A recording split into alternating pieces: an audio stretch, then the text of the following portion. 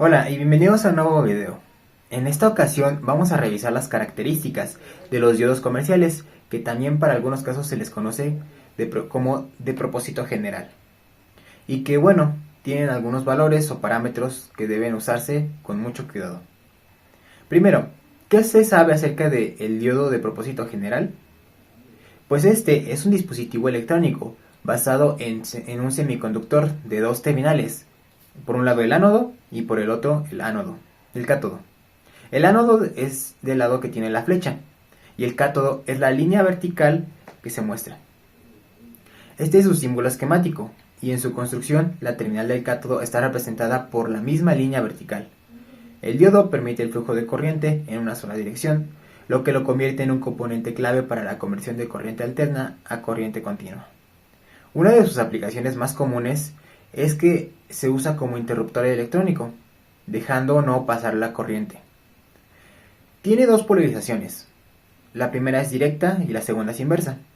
Primero vemos la directa, que cuando el ánodo tiene un potencial eléctrico positivo y el cátodo tiene un potencial eléctrico negativo.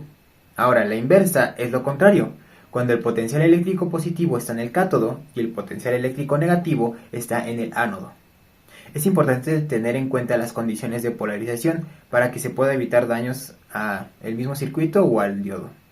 También sabemos que conduce corriente. Aquí, como se muestra entre paréntesis, le ponemos útil porque la que se va a emplear en el circuito va a ser esta misma, cuando se tiene la polarización directa. Esto se logra cuando se ha aplicado un voltaje de activación entre estos terminales, que también se le conoce como voltaje de encendido o voltaje de umbral. Este voltaje de umbral es muy importante, ya que un voltaje insuficiente no permite que el diodo conduzca, mientras que un exceso puede dañar el mismo diodo. Finalmente, en polarización inversa, cuando se incrementa el voltaje, el diodo no conduce corriente, pero si se incrementa mucho, entonces el diodo se puede destruir, haciendo referencia a que va a dejar de funcionar o descomponerse.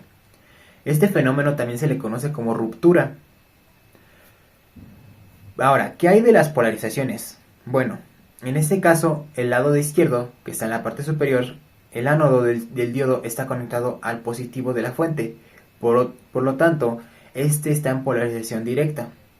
¿Qué podemos decir en resumen? El voltaje de encendido, de activación o el voltaje que se requiere en un diodo comercial de silicio es de aproximadamente 0.7 volts en diodos comerciales.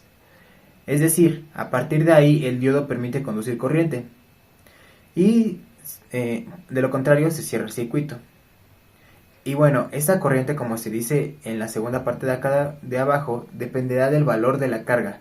Por supuesto, porque es que se va a demandar la corriente, ya que el diodo funciona solamente como un medio. Recordar que el voltaje del umbral puede variar según el tipo de diodo, ya sea de silicio o de germanio. Pero también el diodo tiene una limitación, que es su construcción. Por lo tanto, el nivel de corriente del diodo que permitiría pasar va a depender del modelo. Hay una variedad muy grande de modelos de diodos, pero para este caso de la polarización inversa que tenemos del lado derecho de acá arriba, ahora vemos que el cátodo está en una terminal positiva de la fuente, por lo tanto, este diodo automáticamente queda en inversa. Ahora, la carga, como vemos en el símbolo de un foco o una bombilla, ahí se queda.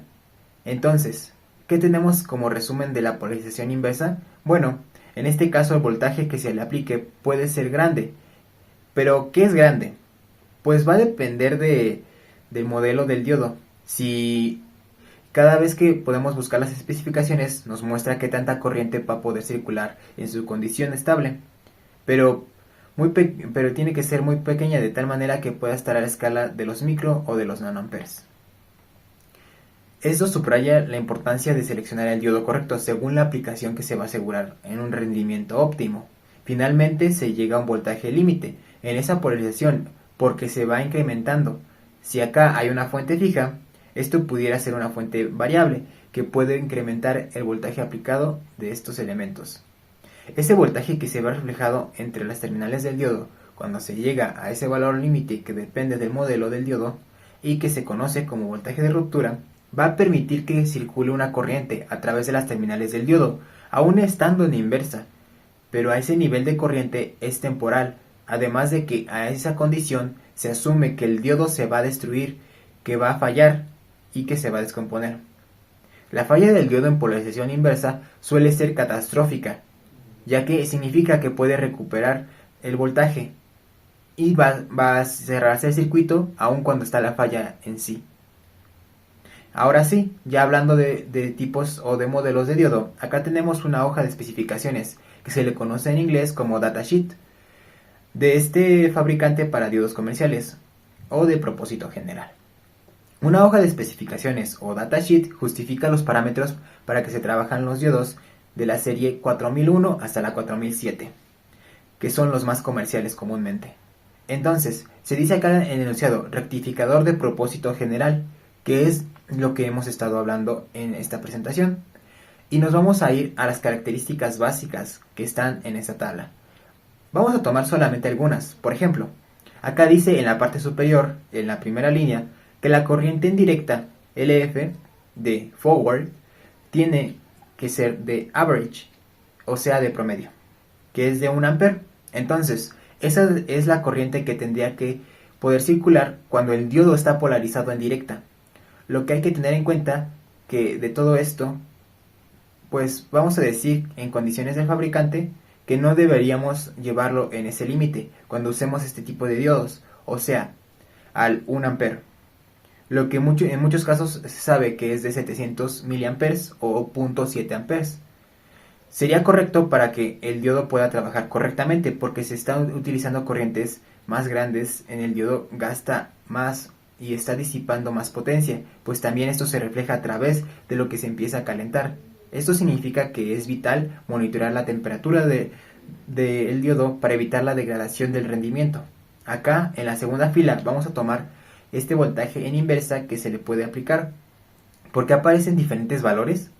Porque está dependiendo del modelo del diodo. Por ejemplo, en el caso del diodo de 50 volts para el 4001 o 1000 volts para el 4007. Ahora vemos que podemos decir en la tabla rápidamente. La elección del diodo correcto no solo depende de la corriente directa, sino también de la capacidad para soportar los voltajes inversos, lo que también se debe considerar para la protección del circuito. Véase que en la parte BF, que es lo que el voltaje forward, o sea el voltaje directa, está especificando el fabricante, que puede ser de 1.1 volts, aunque bueno, en muchos casos ya en el experimento, en la práctica, hemos visto que el voltaje puede ser de entre 0.65 o 0.7 amperes o 0.7 volts. Se puede subir un poco también y va a depender de la operación que tenga el diodo o la temperatura en la que esté, pero bueno, el fabricante nos especifica 1.1 volts. Acá por ejemplo tomamos también de esta fila, dice LR, que es la corriente en inversa. Y bueno, habíamos comentado que también podía ser que estar en la carga de la escala. Y de hecho acá nos dice que son 5 microamperes. Acá también se nos menciona la temperatura en T, que es la unión que debe tener máxima 150 grados.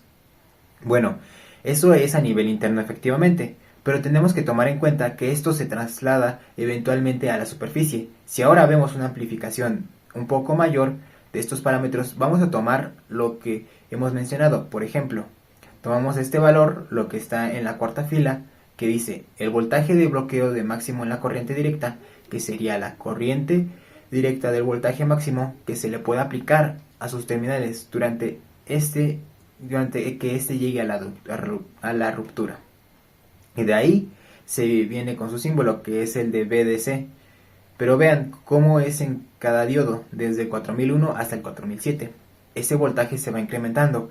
Quiere decir que si nosotros trabajamos, por ejemplo, con un voltaje de inversa de corriente directa de 200 volts, lo correcto sería usar al menos un diodo de 1N4004, porque los tres primeros no podrían soportar ese voltaje de inversa. Ahora, vemos que en la siguiente fila que dice LF, que ya habíamos visto que era la corriente directa o forward, que fabrica menciona el reporte que debe ser de 1 ampere.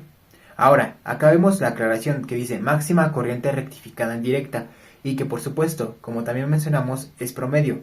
Bueno, se ejemplifica particularmente que la temperatura a la cual esta corriente se logra es de 75 grados Celsius, teniendo en mente que el sobrecalentamiento puede causar daños al semiconductor. Ahora, vemos rápidamente cómo se comportan los diodos en polarización directa. Acá tenemos dos diodos. Este es uno del lado derecho, que es una matrícula 1N4001, y por esta razón este soporta un voltaje de nivel de corriente. Vamos a trabajar con este, que es 1N4001. Entonces, vamos a utilizar un sistema de medición para ver cómo es que este funciona, ya que en la práctica, en la polarización directa y como sale en la gráfica. Entonces tomamos como las puntas, la roja va en el ánodo, la negra va en el cátodo. En el menú yo establezco los parámetros que se muestran y vamos a empezar desde los 0 volts hasta los 2 volts. Si recordamos que va en polarización directa, ponemos un paso de 50 milivolts. Esto quiere decir que el sistema de la fuente va a estar aplicando un voltaje cada 50 milivolts. Por ejemplo, 0 volts, 50 milivolts, 100 milivolts, 150 milivolts, hasta que llegue así hasta los 2 volts. Después ponemos un límite de corriente, lo que vamos a poner de 600 miliamperes, ya que hemos hecho esto puede ser de 700 miliamperes, que es lo correcto, pero vamos a mantenerlo más bajo, para un diodo de silicio que está en serie, también para evitar que se sobrecaliente. Ahora vean que vamos a hacer la gráfica. Entonces, aplicando acá, empieza a graficar la fuente. Para cada voltaje, evidentemente, hay un nivel de corriente. Esta es la gráfica final. Ahora vamos a tomar desde el 0 porque es lo que nos corresponde, lo que estamos tratando de evaluar. Cuando se aplica un voltaje positivo, porque está en polarización directa. Vemos cómo a partir de aquí el voltaje se aplica, pero no hay una circulación de corriente importante a través del diodo, hasta que llega, como ustedes pueden ver, al voltaje de umbral, que es precisamente en este codo de la gráfica. Ahora, el voltaje de umbral es un punto crítico. Por debajo de este valor el diodo no está conduciendo de manera efectiva. Pero lo que vamos a hacer es con un poco más grande. Y nos damos cuenta de que sí empieza a incrementarse la corriente por acá, como es de 0.675 volts, que es algo que ya habíamos mencionado. Aunque en la hoja de especificaciones el diodo menciona que un voltaje en directa de 1.1 volts. Acá nos damos cuenta de que ya a la hora de que se mide, este dispositivo tiene un valor real de 0.675 volts. Eso es todo por esta ocasión. Muchas gracias.